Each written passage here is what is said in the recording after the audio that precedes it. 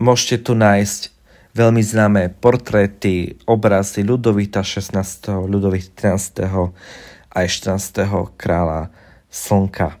Ako aj samozrejme obrazy a portréty Napoleona Bonaparte a jeho busty.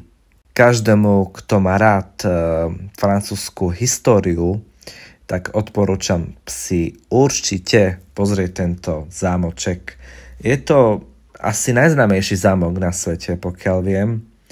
Každý deň v Paríži sú tam toľko ľudí, koľko tam je.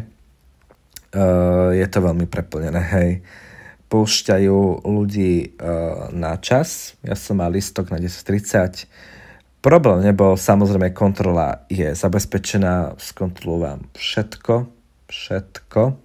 Neodporúča sa tam samozrejme s vodou tam ísť, lebo oni to berú veľmi vážne, vraj je tam, že môže byť, toho sa neboja.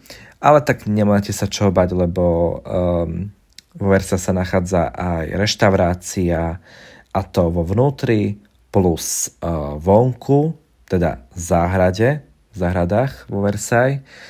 Ďalej tam vo vnútri máte kaviareň, kde si môžete dať kávičku, ale aj bagety tam majú, šaláty, croissanty a iné ceny. Bageta 12 €, šalát 9 € a pitie okolo 2,50 €. Myslím v plechovkách pitie. Káva okolo 3,60 €. Reštaurácia parku, tam boli ceny ešte ako tak pohode, no.